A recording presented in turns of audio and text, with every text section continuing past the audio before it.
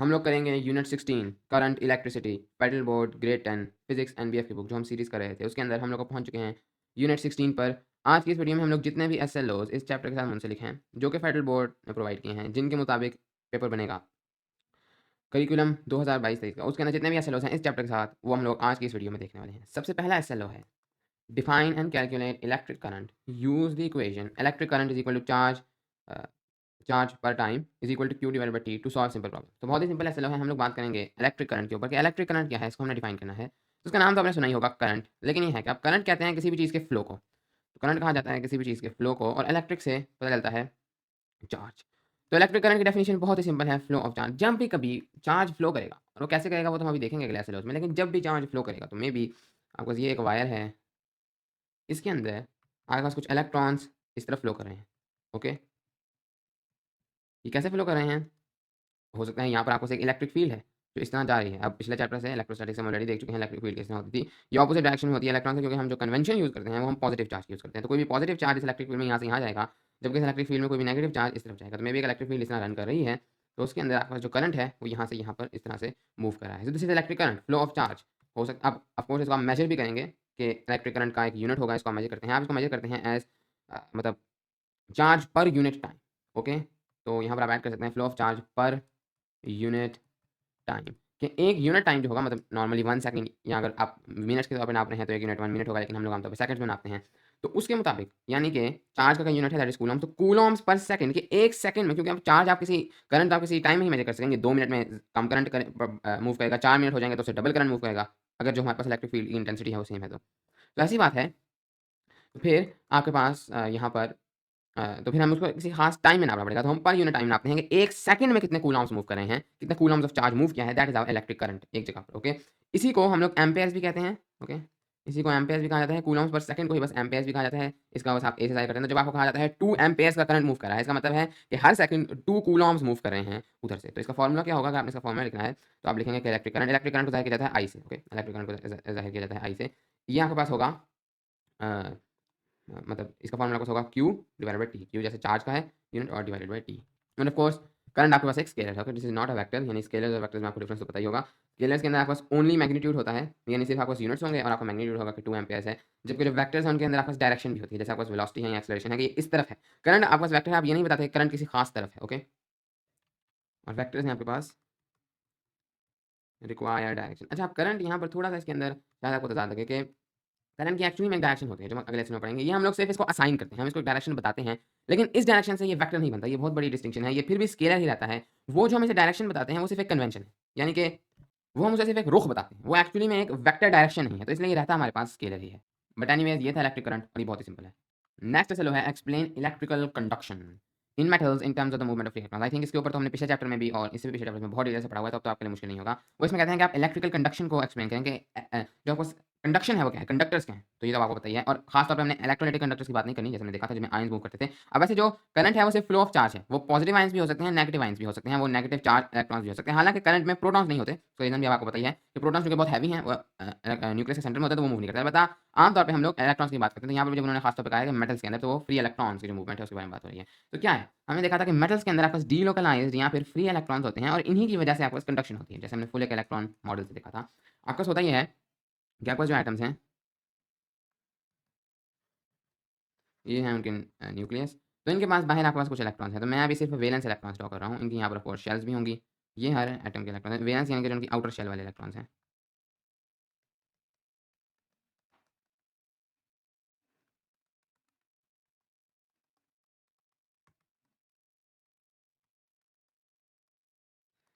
तो होता है कि मेटल्स के अंदर ये जितने भी वैलेंस इलेक्ट्रॉन हैं, इनके पास एनर्जी बहुत ज़्यादा होती है, क्योंकि ये काफ़ी दूर होते हैं न्यूक्लियस से, तो जितना दूर आपका इलेक्ट्रॉन होता है उसके पास एनर्जी इतनी ज़्यादा और ज़्यादा हो जाती है। इनके पास एनर्जी इतनी ज़्यादा है कि ये फ्री इलेक्ट्रॉन्स बन जाते हैं। ये इलेक्ट्रॉन्स एक एटम से, अब ऐसे नहीं कि एटम से निकल ही जाते हैं, रहते ही एटम के अंदर ही हैं, लेकिन एक एटम से दूसरे एटम में ये जंप कर सकते हैं।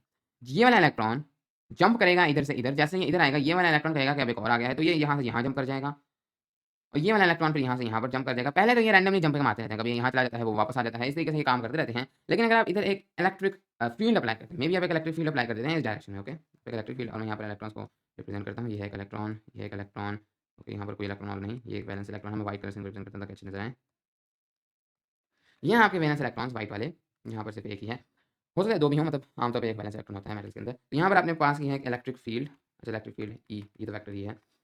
इलेक्ट्रिक फील्ड जब हमने देखा था ये पॉजिटिव के साथ नापता है, तो इधर से इधर इलेक्ट्रिक फील्ड है, मीन्स इलेक्ट्रॉन्स को इस तरफ पुश मिलेगा।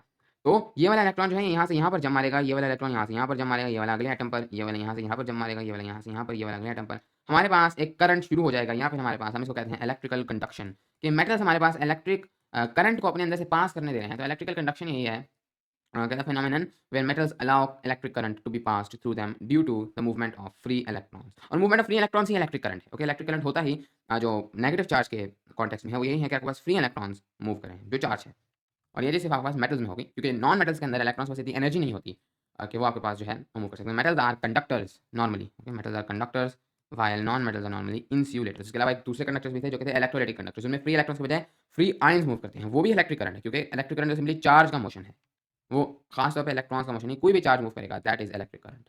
State that current is measured in amps Ampere's and that the amp is given bye coulomb पर सेकंड। तो बहुत ही सिंपल ऐसे लो है, आपने ये स्टेट करना है, आपको पता होना चाहिए कि जो करंट है उसको मेजर करते हैं एम्प्स में या एम्पेयर्स में, हमने ऑलरेडी देख लिया।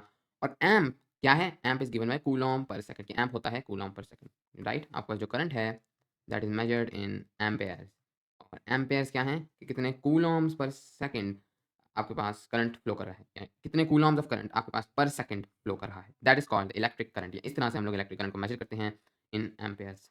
नेक्स्ट चलो काफ़ी इंटरेस्टिंग है, differentiate between direct current DC and alternating current AC. तो अब ये क्या है, हमने भी बात की है करंट के बारे में। अब उसके अंदर हमारे पास 2 टाइप्स होती हैं करंट की। एक होता है हमारे पास डायरेक्ट करंट, ये सबसे कॉमन करंट है जिसके बारे में हम सोचते हैं।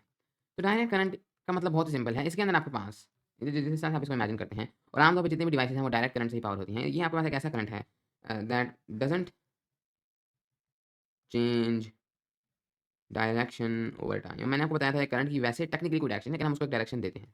ओके, हम करंट को एक डायरेक्शन देते हैं। अभी के लिए इतना हमको पता है। हमारे पास जो नॉर्मल करंट है जो कि फॉर एग्जांपल वायर्स में फ्लो करता है, वो फ्लो करता है नेगेटिव से पॉजिटिव की तरफ। तो अभी के लिए हम समझते हैं कि हमारे पास जो करंट की डायरेक्शन है from negative to positive, right. मतलब नेगेटिव से पॉजिटिव तक करंट जा रहा है, यानी कि मतलब नेगेटिव से पॉजिटिव मेरा क्या मतलब है कि नेगेटिव से आपके पास इलेक्ट्रॉन निकलते हैं और पॉजिटिव की तरफ आपके पास इलेक्ट्रॉन जाते हैं, क्योंकि नेगेटिव से पॉजिटिव नेगेटिव वाली साइड इलेक्ट्रॉन्स को पुश करती है और पॉजिटिव वाली साइड इलेक्ट्रॉन्स को अट्रैक्ट करती है। तो अगर हम एक ऐसा सिस्टम बना दें यहाँ पर एक साइड नेगेटिव है एक साइड पॉजिटिव है, तो ऑटोमेटिकली यहाँ से इलेक्ट्रॉन्स वहाँ पर जाएंगे। बट एनीवेज जो डायरेक्ट करंट है इसके अंदर आपके पास जो डायरेक्शन है वो चेंज नहीं होती। यानी इसका क्या मतलब है, ये आपके पास बुनियादी तौर पर आता है ऐसी चीज़ें जैसे कि बैटरीज़ हैं या फिर सोलर सेल्स हैं। सबसे बेहतर तरीका इनको समझने का है बैटरीज़। फॉर एग्जांपल आपके पास एक बैटरी है, समथिंग लाइक दिस, ये आपके पास पॉजिटिव है, ये आपके पास नेगेटिव है, और यहाँ पर जब क्या होगा, आपके पास इधर से इलेक्ट्रॉन निकलेंगे और वहाँ पर जाना शुरू कर देंगे। ओके, जैसे हमने केमिस्ट्री के अंदर भी पढ़ा था गैल्वानिक सेल्स में, ऐसे ही होगा ना इसके अंदर। और क्या मुश्किल बात है, क्योंकि नेगेटिव साइड जो है ये इलेक्ट्रॉन्स को रिपेल करेगी, और हमने देखा भी था नेगेटिव कैसे फॉर्म होती है गैल्वानिक सेल्स में, केमिस्ट्री में, इलेक्ट्रोकेमिस्ट्री वाले चैप्टर में। नेगेटिव से इलेक्ट्रॉन्स जो है वो रिपेल होंगे, पॉजिटिव वाली साइड उनको अट्रैक्ट करेगी, तो हमारे पास करंट फ्लो करेगा। अब डायरेक्ट करंट तो बहुत ही सिंपल है, आपके पास करंट यहाँ से यहाँ फ्लो करता रहेगा जब तक ये बैटरी खत्म नहीं हो जाती। लेकिन मसला ये है कि हम इसको जो है इसका डायरेक्ट करंट का मसला ये है कि हम इसको बहुत लॉन्ग डिस्टेंसेस पर ट्रैवल नहीं करा सकते। एक छोटे से घर में तो ठीक है चल जाएगा इस तरह से काम, या एक लैपटॉप के अंदर या क्लॉक के अंदर तो एक बैटरी से इस तरह सब कुछ हो जाएगा। लेकिन अगर हमारे पास बहुत लॉन्ग डिस्टेंसेस हैं तो उसके अंदर एनर्जी लॉस होता है। तो energy loss over long distance, तो इसका रीज़न क्या है, ये एक्चुअली हम नेक्स्ट चैप्टर में पढ़ेंगे। लेकिन इसका रीज़न ये है कि आपके पास जो डायरेक्ट करंट है इस पर ट्रांसफार्मर्स काम नहीं करते। ट्रांसफार्मर्स एक ऐसी डिवाइसेस होती हैं जिनसे आप लोग एनर्जी लॉस को बचाते हैं, जिसके ऊपर हम बात करेंगे अगले चैप्टर में, भी आप इसको समझ सकते हैं।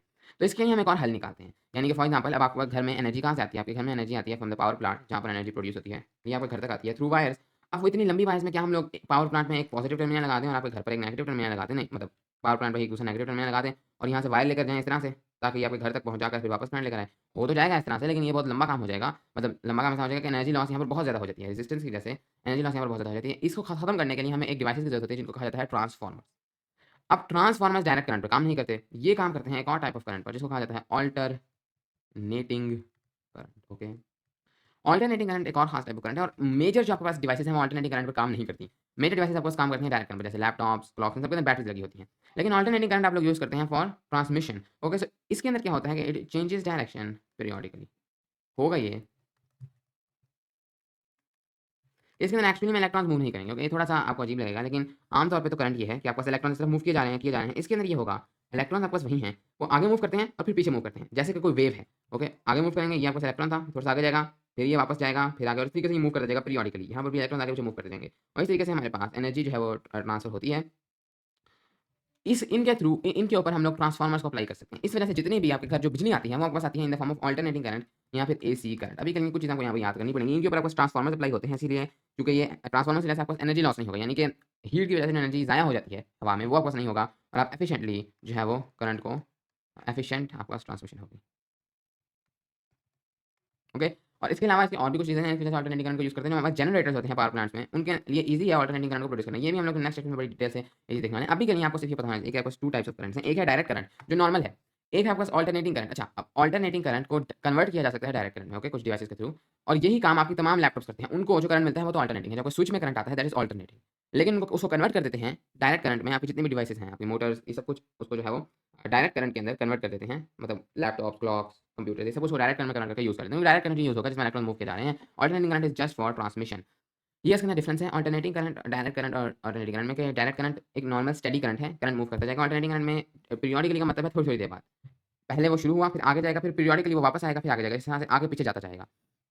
ये हम यूज़ करते हैं एफिशिएंट ट्रांसमिशन के लिए। इसका अगर हम लोग ग्राफ ड्रा करें, मतलब नॉर्मल जो हम ग्राफ ड्रा करते हैं, करंट टाइम ग्राफ।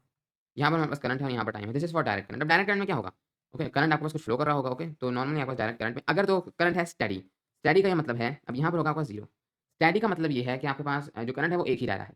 ओके, यानी कि पहले आपके पास 2 एम्पेयर्स था, तो आगे भी 2 एम्पेयर्स है। नॉर्मली यही होता है। अगर आपको बिजली के सिस्टम में कोई मसला नहीं, तो नॉर्मली करंट स्टेडी होता है। लेकिन कभी-कभी करंट जो है वो वैरिंग भी हो सकता है। पहले ज़्यादा है, फिर कम है। इससे वो अल्टरनेटिंग करंट नहीं पड़ेगा, उसकी डायरेक्शन तो सेम रहेगी ना। तो इस वजह से इसके अंदर आपके पास वो कुछ इस तरीके से आप उसको बता देंगे, राइट? समथिंग लाइक दिस, कि मतलब आपका जो करंट है वो अब स्टेडी नहीं है, पहले कम होता है फिर ज़्यादा होता है, लेकिन अभी भी वो रहेगा 0 से ऊपर। कुछ करंट है ज़रूर, उसने डायरेक्शन चेंज नहीं की। डायरेक्शन वो तब चेंज करेगा जब वो 0 से नीचे चला जाएगा। करंट की वैसे कोई डायरेक्शन नहीं, लेकिन हम पॉजिटिव नेगेटिव के कन्वेंशन में हम उसको नाप ज़रूर सकते हैं।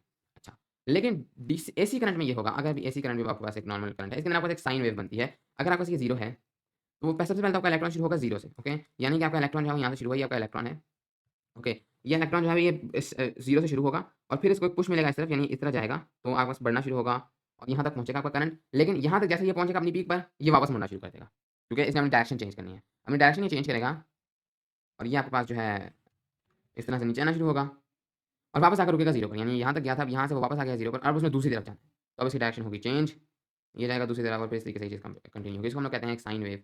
और वैसे ये जो आपके पास ग्राफ है, ये करंट टाइम ग्राफ भी हो सकता है, ये वोल्टेज टाइम ग्राफ भी हो सकता है, okay? This is instantaneous current voltage. क्योंकि आप देखें तो आपके पास जो वोल्टेज है, इसके बारे में हमें एक्चुअली में बाद में बात करनी है, तो जब हम बाद में बात करेंगे आपको चीज़ समझ आ जाएगी। लेकिन अक्सर आपको ये वोल्टेज टाइम ग्राफ के कंपैरिजन में भी बताया जा सकता है। वोल्टेज सिर्फ ये है, वो भी आपके पास करंट से ही रिलेटेड चीज़ है। आगे जब हम वोल्टेज को भी पढ़ते हैं, तो उसके बाद आपको समझ आ जाएगी कि ये वोल्टेज टाइम ग्राफ भी हो सकता है। क्योंकि ग्राफ के अंदर आपके पास वैल्यूज़ तो हो सकते हैं वोल्टेज के साथ चेंज हो जाए, लेकिन एक पैटर्न आपके पास सेम ही रहता है, ओके? ये हम आगे भी देख लेंगे, तो आप वापस आ जाएगा इधर, तो फिर आपको समझ आ जाएगी। बट एनीवेज़ अभी के लिए आपको सिर्फ इतना पता होना चाहिए कि डायरेक्ट करंट और अल्टरनेटिंग करंट में डिफरेंस क्या है। डायरेक्ट करंट आपके पास एक स्टेडी डायरेक्शन में चलता है, एक ही उसकी डायरेक्शन होती है, वो डायरेक्शन चेंज नहीं करता। जबकि अल्टरनेटिंग करंट अपनी बार-बार पीरियोडिकली जो है वो डायरेक्शन को चेंज करता जाता है। इसके अलावा और आप डिफरेंस बता सकते हैं, ये वो और डायरेक्ट करंट वो करंट है जो प्रोड्यूस करती हैं बैटरीज़ जैसे सोलर सेल्स, जबकि अल्टरनेटिंग करंट मेनली प्रोड्यूस करते हैं जनरेटर्स, जो कि पावर प्लांट्स में मौजूद होते हैं, ओके? पावर प्लांट जहाँ से बिजली आपके घर में आती है, जो लंबी वायर्स घर में लेकर आ रही होती है, वो अल्टरनेटिंग करंट लेकर आ रही होती हैं। इसके अलावा घर में आकर ये कन्वर्ट कर दिया जाएगा। मोस्ट डिवाइसेज़ डायरेक्ट करंट पे रन करती हैं, जबकि अल्टरनेटिंग करंट पे रन नहीं करती। डायरेक्ट करंट पे ट्रांसफार्मर्स यूज़ नहीं हो सकते, अल्टरनेटिंग करंट पे ट्रांसफार्मर्स यूज़ होते हैं। नेक्स्ट ऐसे लो है differentiate between conventional and natural current. अच्छा, अब हम लोग आ चुके हैं डायरेक्शन ऑफ करंट पर, और अब थोड़ी-सी चीज़ें इंटरेस्टिंग हैं। अब हमने भी देखा कि करंट तो वैसे एक स्केलर है, लेकिन इसकी हम एक डायरेक्शन एक कन्वेंशन के थ्रू नाप भी सकते हैं। हम उसको देखेंगे कैसे। अच्छा, अब हम लोग मेनली बात करेंगे डीसी करंट, क्योंकि अल्टरनेटिंग करंट की हम लोग आमतौर पे करंट के अंदर बात नहीं करते होते। जो नॉर्मल करंट है हम उसी की बात करते हैं। डीसी अल्टरनेटिंग करंट एक और फील्ड है जिसके अंदर हमने सिर्फ ट्रांसफर करना है। मोस्ट करंट जो काम करता है दैट इज़ इन डीसी। तभी आप इसको सिंपली डीसी करंट समझ सकते हैं। फॉर एग्जांपल हमारे पास एक बैटरी है। This is the positive terminal, this is the negative terminal. यहाँ पर से इस तरीके से आपके पास करंट जा रहा है। अब यहाँ पर आपके पास करंट कहाँ से कहाँ जाएगा? जो नॉर्मल है, this is a wire. Wire is a metal और मेटल में करंट किस तरह फ्लो करेगा? Through free electrons, okay? अब फ्री इलेक्ट्रॉन्स कहाँ मूव करेंगे? आप खुद सोचें। ये क्या करती है, ये बैटरी क्या करती है कि यहाँ पर आपके पास एक इलेक्ट्रिक फील्ड है। इलेक्ट्रिक फील्ड कितना है? इलेक्ट्रिक फील्ड है आपके पास पॉजिटिव टू नेगेटिव, राइट? जैसे हमने देखा हुआ है इलेक्ट्रोस्टैटिक्स के चैप्टर में कि आपके पास कन्वेंशन है कि हम लोग यूज़ करते हैं पॉजिटिव वाली साइड को। तो पॉजिटिव वाली साइड ने इलेक्ट्रॉन्स को अट्रैक्ट करना है और नेगेटिव वाली साइड ने इलेक्ट्रॉन्स को रिपेल करना है। तो इलेक्ट्रॉन्स कहाँ फ्लो करेंगे? इलेक्ट्रॉन्स फ्लो करेंगे नेगेटिव वाली साइड से निकलेंगे, क्योंकि नेगेटिव वाली साइड इनको धक्का लगा रही है, कह रही है निकलो यहाँ से। तो इलेक्ट्रॉन्स आपको इस तरफ फ्लो करेंगे, ओके? ये होगी आपके पास direction of flow of electrons. This is actual current. इसको हम लोग कहते हैं एक्चुअल करंट। ठीक है, लेकिन इसके अंदर ऐसा क्या मसला है? अब हम यहाँ पर एक डायरेक्शन बता सकते हैं करंट की, कि करंट जाता है नेगेटिव टू पॉजिटिव। ये वेक्टर डायरेक्शन नहीं है, ओके? बस हम एक आपको तरीका बता रहे हैं कि भई इधर से निकलेगा करंट और इधर तक जाएगा। इसकी एक्चुअल कोई डायरेक्शन नहीं है, ये अभी भी स्केलर है। लेकिन यहाँ पर मसला ये है कि ये जो हमने डिस्कवर की है चीज़ कि एक्चुअली में करंट में फ्री इलेक्ट्रॉन्स होते हैं, ये हमने काफ़ी बाद में डिस्कवर की है। जब हमने करंट को दरियाफ़्त किया था, उस वक़्त हमें ये लगता था, जो साइंसदान थे उनको लगता था कि करंट के अंदर पॉजिटिव चार्जेस होते हैं, जो कि हमें पता है कि गलत है। एक्चुअली में इलेक्ट्रॉन्स होते हैं। तो उन्होंने क्या किया कि उनको लगा कि करंट एक्चुअली में पॉजिटिव टू नेगेटिव जाता है। हालाँकि वो तो नेगेटिव टू पॉजिटिव जा रहा है इलेक्ट्रॉन से। उनको ये लगा कि जो आपके पास करंट है that goes from positive to negative. तो उनको लगा कि करंट जो है वो इस डायरेक्शन में जाता है। तो ये उनकी गलती थी। लेकिन इसके जब उनको ये बात पता चली, इसके 150 साल बाद हमें ये बात पता चली कि करंट इसके उल्टा जाता है। लेकिन मसला ये है कि अगर आप इसको ये समझेंगे करंट आपके पास जाता है पॉजिटिव टू नेगेटिव, आप सब चीज़ें सेम कर सकते हैं। यानी कि जो आपको अंडरस्टैंडिंग है वो सेम रहेगी। करंट एक्चुअली में तो इसका उल्टा होगा, लेकिन अगर आपने अपने लिए बल्ब्स बनाने हैं, लैपटॉप्स बनाने हैं, क्लॉक्स बनानी है, तो इसके लिए अगर आप ये भी समझते हैं करंट पॉजिटिव टू नेगेटिव जाता है, आपका काम हो जाएगा। आपने तो बस बीच में यहाँ पर एक बल्ब लगाना है, राइट? आपने बीच में यहाँ पर एक बल्ब लगाना है। आप समझते रहेंगे करंट पॉजिटिव टू नेगेटिव आ रहा है या नेगेटिव टू पॉजिटिव, उसका असर नहीं, बल्ब तो लाइट होगा ही। तो चूँकि पॉजिटिव और नेगेटिव समझने से भी सब काम उसी तरह चलता रहा, तो उनको इतनी बड़ी गलती लग गई और वो यही समझते रहे। और जितने भी सेल्स थे, जितनी भी बैटरीज़ थी, उन पर हमेशा ये लिखा जाता था कि करंट पॉजिटिव से नेगेटिव जाता है। 150 साल बाद जब इसकी उल्टी चीज़ आई, अब इसको चेंज करना काफ़ी मुश्किल था। यानी कि अब लोगों को ये बताना है करंट नेगेटिव टू पॉजिटिव जाता है, तमाम टेक्स्ट बुक्स में, तमाम दुनिया में ये बहुत मुश्किल हो चुका है। तो चुनांचे फैसला ये किया गया कि हमें पता तो ये बात होगी कि करंट हमारे पास नेगेटिव टू पॉजिटिव है, लेकिन हम हमेशा समझेंगे कि करंट पॉजिटिव नेगेटिव, क्योंकि एक तो इसको चेंज करना बहुत मुश्किल हो गया और दूसरा अब ये लोगों के ज़हन में चीज़ बैठ चुकी है, फ़र्क तो कोई आएगा नहीं। तो इस वजह से कन्वेंशनल, जिसका मतलब होता है ट्रेडिशनल, के जो आम रवायती है, कन्वेंशनल करंट जो है हमारे पास, conventional current, that is from positive to negative. इसलिए जब भी आपसे ये सवाल किया जाए कि करंट की डायरेक्शन क्या है, आप बताएँगे कि उसकी डायरेक्शन है पॉजिटिव टू नेगेटिव। तो करंट की जो डायरेक्शन एडवांस फिजिक्स में यूज़ की जाती है from positive to negative. Actual current की डायरेक्शन नेगेटिव टू पॉजिटिव है। लेकिन हमेशा कहा जाता है कि current flows from the positive to the negative side, okay? हालाँकि ऐसा नहीं होता। इसको हम लोग कहते हैं conventional direction current. Again current is not a vector. हम सिर्फ एक कन्वेंशन के थ्रू इसकी एक डायरेक्शन बताते हैं कि यहाँ से यहाँ जाता है। Current is still a scalar quantity. तो ये है आपके पास difference between conventional and actual current. असल करंट तो आपके पास जाता है नेगेटिव टू पॉजिटिव, लेकिन जो डायरेक्शन हम यूज़ करते हैं करंट की डायरेक्शन पॉजिटिव नेगेटिव। अगर कभी आपसे पूछा जाए करंट की डायरेक्शन ये है, तो हो सकता है हम आपको ये भी ना कहेंगे कन्वेंशनल डायरेक्शन ऑफ करंट क्या है। हम आपसे खाली डायरेक्शन करंट पूछेंगे, आपने उनको एक्चुअल करंट की डायरेक्शन नहीं बतानी, बल्कि कन्वेंशनल नहीं बतानी, क्योंकि हमेशा कन्वेंशनल ही पूछ लेते हैं। या फिर आप अच्छा ये होगा कि आप ये बता दें कि actual current negative to positive है, लेकिन जो कन्वेंशनल डायरेक्शन है that is from positive to negative. तो ये डिफरेंस है आपके पास कन्वेंशनल और एक्चुअल करंट में। अगर आपको इसको डिफरेंशिएट करना है, आप कह सकते हैं कि कन्वेंशनल में the current flows from positive to negative uh, because of a convention, while actual current में free electrons from the negative side to the positive side, okay? और इसके बाद आप कन्वेंशनल और एक्चुअल करंट, मतलब मेन डिफरेंस तो यही है। कन्वेंशनल के आप थोड़े बहुत रीजंस बता सकते हैं, क्योंकि हमें पहले ये लगता था कि करंट जब पॉजिटिव चार्जेस का फ्लो है, हम समझते थे पॉजिटिव नेगेटिव जाता है, पॉजिटिव पॉजिटिव चार्ज को रिपेल करते हैं, नेगेटिव अट्रैक्ट करते हैं, जबकि ऐसा नहीं है। और मैंने जो आपको बताया था कि मेटल्स के अंदर आपको एक इलेक्ट्रिक फील्ड अप्लाई होती थी, आपको इलेक्ट्रॉन्स थे, इनके ऊपर एक इलेक्ट्रिक फील्ड अप्लाई होती थी, यहाँ पर इलेक्ट्रिक फील्ड अप्लाई हो रही है। यहाँ जो फ्री इलेक्ट्रॉन है, इनको पुश मिलता है नेगेटिव साइड से, नेगेटिव साइड को दूर भेजती है, पॉजिटिव साइड को अट्रैक्ट करती है, और इस तरीके से आपके पास करंट फ्लो करता है।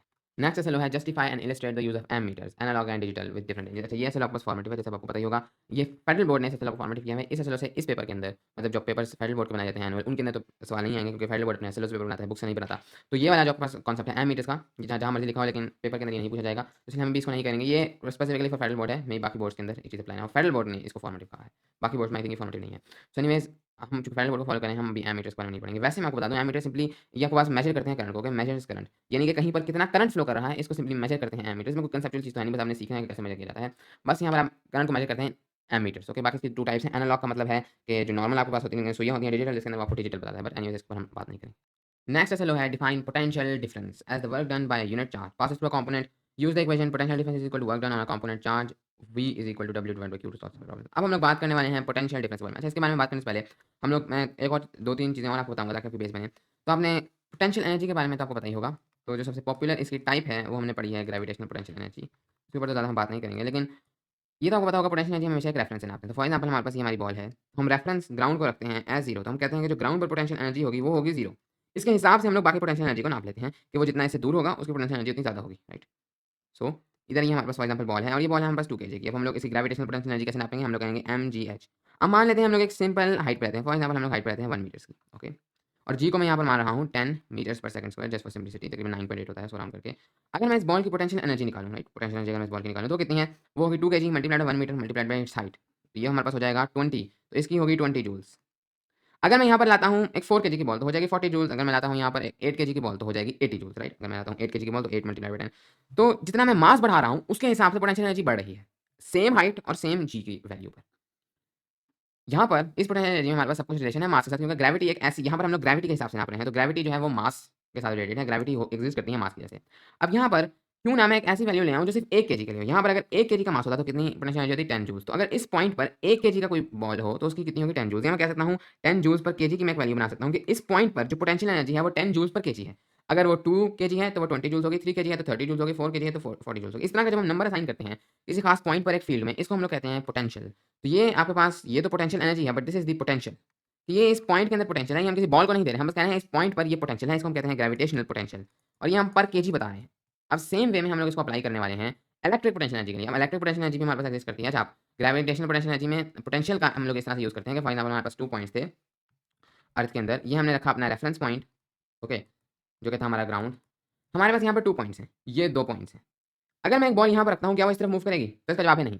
कि कैसे हमें पता चलेगा कि एक फील्ड में एक बॉल एक चीज़ यहाँ से यहाँ पर मूव करेगी? अगर कोई पोटेंशियल डिफरेंस होगा तो। यहाँ पर मेरे पास में भी जो पोटेंशियल है that is maybe 1 joules per KG, लेकिन यहाँ पर भी वही है 1 जूल्स पर केजी, क्योंकि दोनों रेफरेंस पोजीशन से सेम हाइट्स पर हैं। तो कोई इनके दरमियान डिफरेंस नहीं है। लेकिन अगर मैं एक और यहाँ पर पॉइंट लेता हूँ, maybe this is I don't know 5 joules per KG. क्या अगर मैं यहाँ कोई बॉल रखता हूँ वो इधर से इधर आएगी? तो बिल्कुल वो नीचे की तरफ आएगी।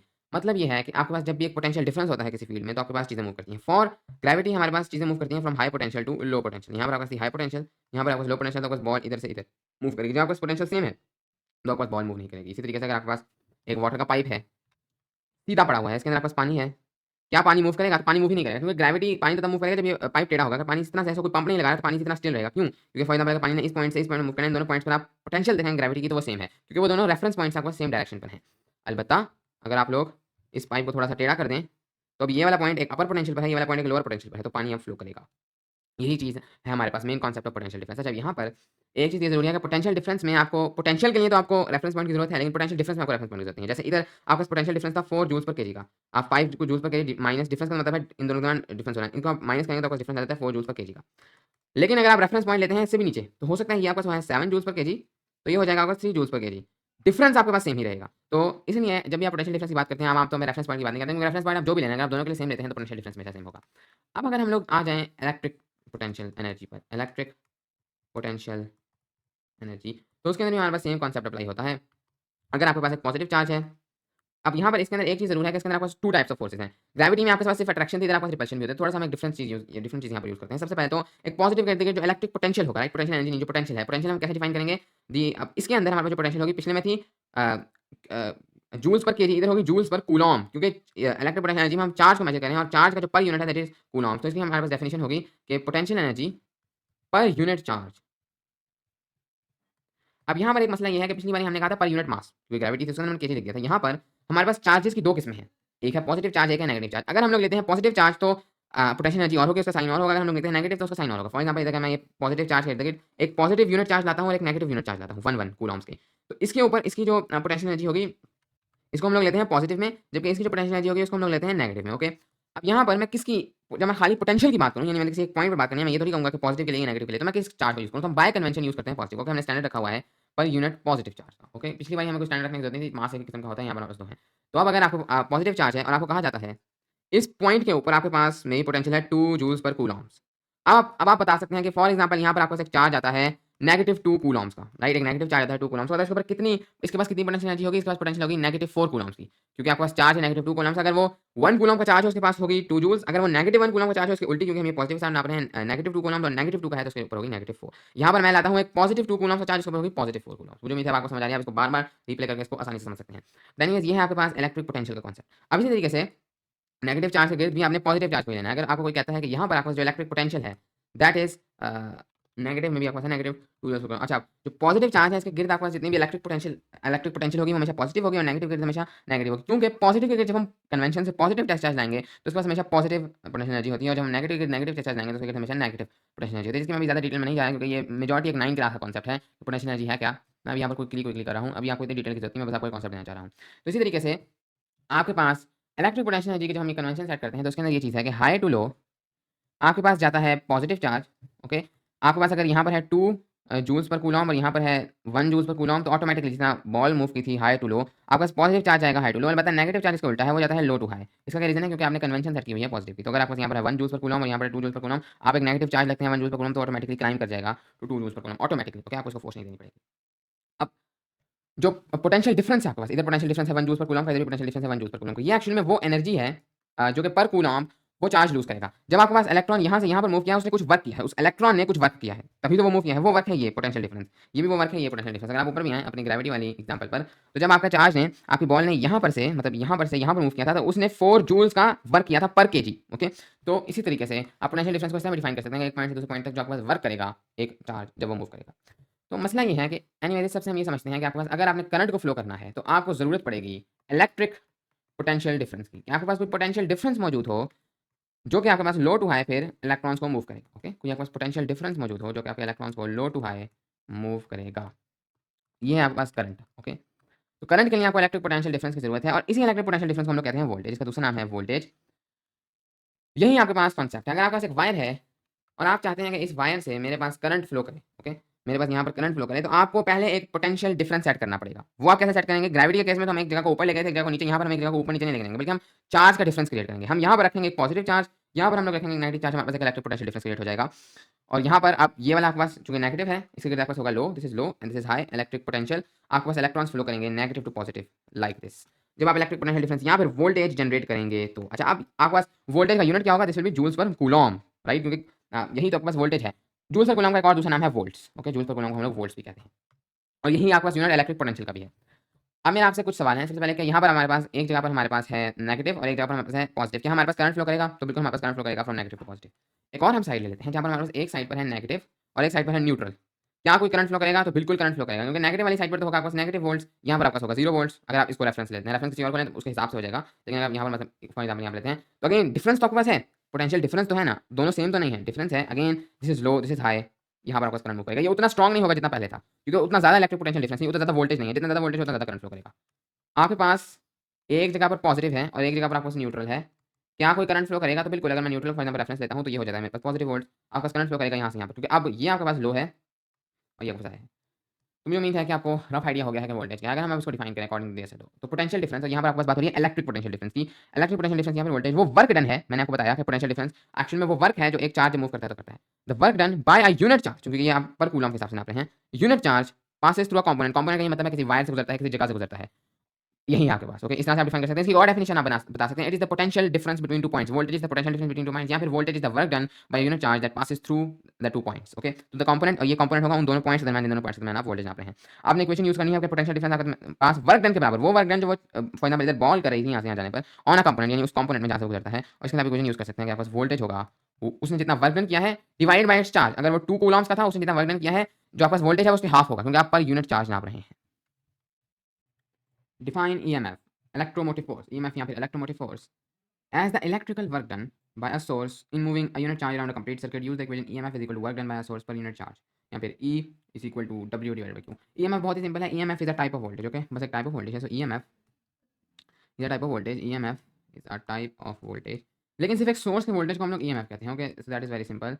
हम लोग कहते हैं कि voltage of a source is called EMF। Voltage of a source is called EMF। और एक्चुअली अगर आप यहाँ पर एक वर्ड इंक्लूड कर दें थियोरेटिकल, ये ज़्यादा ठीक डेफिनेशन हो जाएगी। सो ईएमएफ क्या है? यहाँ पे इलेक्ट्रोमोटिव फोर्स हमारे पास क्या है? ये बहुत ही सिंपल है। अगर हमारे पास एक सोर्स है जिसकी सबसे बेस्ट एग्जांपल है आपके पास एक बैटरी, ओके? हमारे पास एक बैटरी है तो ऑफ कोर्स बैटरी का वोल्टेज है जिसकी वजह से वो करंट प्रोड्यूस कर सकती है। हमने ऑलरेडी देख लिया है कि वोल्टेज के बगैर कोई करंट नहीं। अगर वोल्टेज जीरो है तो करंट भी जीरो है। Voltage is electrical potential difference. अब एक बैटरी में क्या होता है? हमारे पास पॉजिटिव टर्मिनल है, नेगेटिव टर्मिनल है, तो क्लियरली एक वोल्टेज है और आमतौर पर ये वोल्टेज इस बैटरी के ऊपर लिखा होता है। किसी पे लिखा होगा 7 वोल्ट्स, तो ये बैटरी काफ़ी मतलब एक मीडियम बैटरी है। अगर एक पे लिखा हुआ है 100 वोल्ट्स तो ये बैटरी काफ़ी स्ट्रॉन्ग है, यानी इसमें और इसमें इलेक्ट्रिक पोटेंशियल डिफरेंस काफ़ी स्ट्रॉन्ग है। ये काफ़ी ज़्यादा चार्ज है और ये भी काफ़ी ज़्यादा चार्ज है, इसलिए इनके दरमियान इतना ज़्यादा डिफरेंस आ गया है। ऑफ कोर्स लो पोटेंशियल से हाई पोटेंशियल इलेक्ट्रॉन आपको फ्लो करना शुरू कर देंगे। लेकिन किसी भी सोर्स का, जितना ये बैटरी एक सोर्स है, इसके अगर हम लोग वोल्टेज को देखें तो उसको हम लोग इलेक्ट्रोमोटिव फोर्स कहते हैं। लेकिन इसके साथ साथ हम लोग अक्सर एक वर्ड इंक्लूड करते हैं थियोरेटिकल। इसका क्या मतलब है? तो एक अगर आप बैटरी लेते हैं उसके ऊपर लिखा हुआ है 7 वोल्ट्स।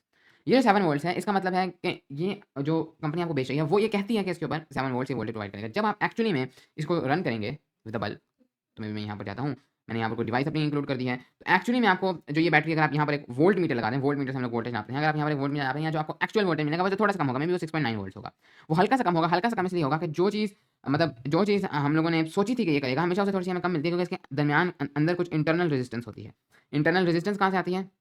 मतलब इसके अंदर कोई भी चीज़ परफेक्ट नहीं होती, तो इसके अंदर कुछ इंटरनल रेजिस्टेंस होती है, कुछ खराबियाँ होती हैं जिसकी वजह से थोड़ा सा वोल्टेज खत्म हो जाता है, थोड़ा सा वोल्टेज ज़ाया हो जाता है। हल्का सा ही होता है आमतौर पे, लेकिन हल्का सा वोल्टेज ज़ाया हो जाता है। ईएमएफ हम लोग इस वोल्टेज को नहीं कहते जो हमें एक्चुअली में मिलता है, बल्कि ईएमएफ हम लोग थियोरेटिकल का मतलब है जो हमने खुद मैथ से निकाला था, यानी पेपर में हमने निकाली। एक्चुअली में हमने प्रैक्टिकल किया तो वो थोड़ा कम आया। लेकिन जो थियोरेटिकल वोल्टेज है किसी भी सोर्स का, उसको हम लोग ईएमएफ कहते हैं। यानी इस बैटरी का जो ईएमएफ है दैट इज 7 वोल्ट्स। इस बैटरी का वोल्टेज भी आप कह सकते हैं 7 वोल्ट, लेकिन इसका एक्चुअली में वोल्टेज 6.9 है क्योंकि टर्मिनल वोल्टेज का 6.9 है, वो थोड़ा सा कम होता है। तो अक्सर औकात आपको ये फॉर्मूला मिलेगा कि जो आपके पास वोल्टेज है, ओके, वोल्टेज भी हम लोग कहते हैं कि आपके जो ईएमएफ है इसके अंदर अगर हम लोग माइनस करते हैं अपनी इंटरनल रेजिस्टेंस को, जो भी वोल्ट्स में होगी, जो इंटरनल इसके अंदर रेजिस्टेंस है, तो हमारे पास एक्चुअल वोल्टेज आ जाएगा। तो ईएमएफ को आप एक किस्म का आइडियल वोल्टेज समझ सकते हैं, जो हमारे पास कंडीशंस आइडियल हैं। जिसमें हमारे पास फ्रिक्शन है, फ्रिक्शन हमारे पास हमेशा कुछ ना कुछ होती है, आइस के ऊपर भी कुछ ना कुछ फ्रिक्शन होगी। लेकिन अगर हम एक आइडियल कंडीशन में चलते हैं जहाँ पर कोई इंटरनल रेजिस्टेंस नहीं है, तो फिर हमारे पास ईएमएफ वोल्टेज होगा। हालांकि हम कभी भी ईएमएफ जितना वोल्टेज ले नहीं पाएंगे, लेकिन ये थ्योरेटिकल है, यानी कि हम जब मैथ्स के थ्रू इसको करेंगे या हम लोग जब केमिस्ट्री के थ्रू इसको सॉल्व करने की कोशिश करेंगे तब हमारे पास ये वैल्यू आ जाएगी। लेकिन हम एक्चुअली प्रैक्टिकली करेंगे तो थोड़ी कम आएगी। इसको हम लोग कहते हैं इलेक्ट्रोमोटिव फोर्स। में और कोई मुश्किल चीज़ तो है नहीं।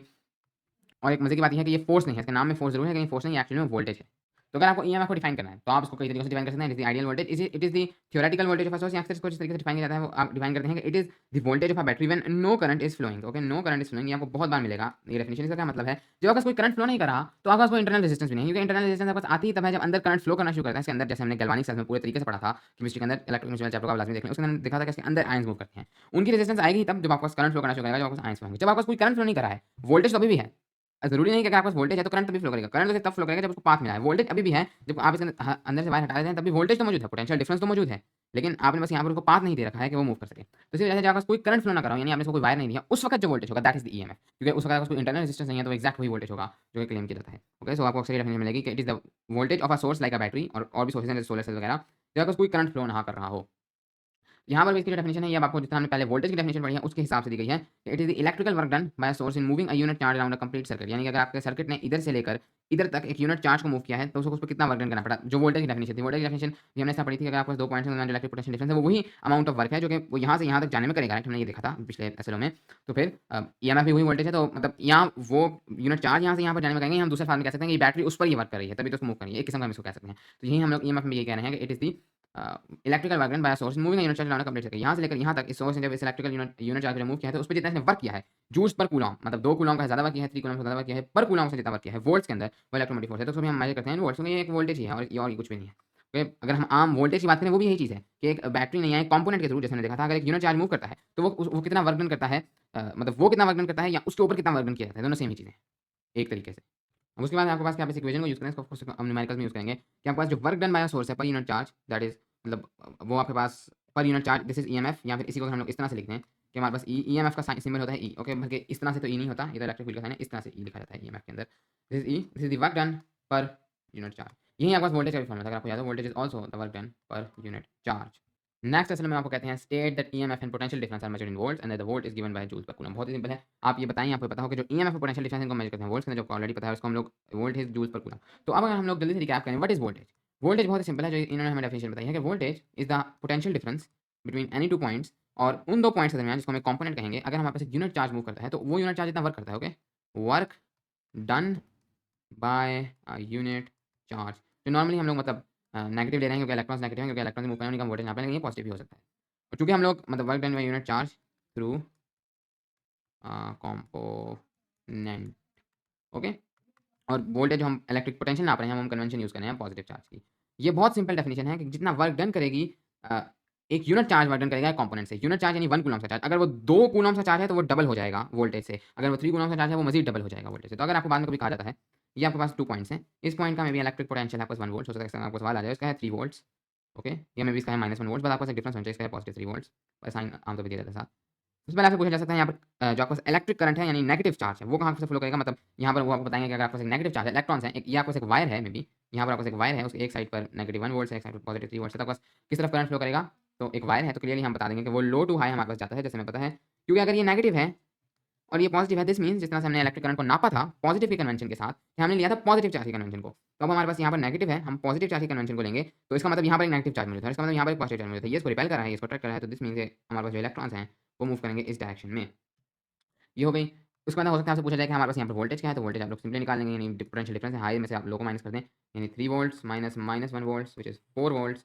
फिर आपसे पूछा जा सकता है कि इस इलेक्ट्रॉन ने कितना वर्क डन किया है, कितनी एनर्जी लूज़ की है यहाँ से यहाँ पर जाने में, तो डेल्टा ई होगा हमारे पास, यानी change in its energy, basically potential energy, या फिर इसका जो वर्क डन है दैट इज़ 4 जूल्स पर, मतलब 4 जूल्स, मतलब वो इस पे डिपेंड करेगा कि ये जो हमारे पास यहाँ पर से चार्ज मूव किया है उसका मैग्नीट्यूड क्या है। तो मान लेते हैं हमारे पास ये बता देता था कि चार्ज का मैग्नीट्यूड में भी 4 कूलम्ब्स, तो हमारे पास जो चार्ज वर्क डन करेगा दैट विल बी 16 जूल्स, यानी ये तो था आपके पास 4 जूल्स पर कूलम्ब, ये 1 कूलम्ब के लिए था, 4 कूलम्ब से आपके पास 16 जूल्स वर्क डन कर देगा वो इलेक्ट्रॉन। और फिर यही आपके पास ईएमएफ भी है कि मतलब जब आपके पास होगा आइडियल वोल्टेज, आइडियल का मतलब यही होता है कि आपके पास कोई इंटरनल रेजिस्टेंस नहीं है, यानी आपके पास कोई चीज़ ज़ाया नहीं हो रही, तो उसके अंदर आपके पास किसी भी जो सोर्स का वोल्टेज होगा, हर वोल्टेज नहीं, वोल्टेज तो किसी भी 2 पॉइंट्स दरमियान नापा जा सकता है, जो एक सोर्स का वोल्टेज उसको हम कहते हैं ईएमएफ या फिर इलेक्ट्रोमोटिव फोर्स, और इनको हम लोग वोल्ट्स में नापते हैं, यानी जूल्स पर कूलम्ब।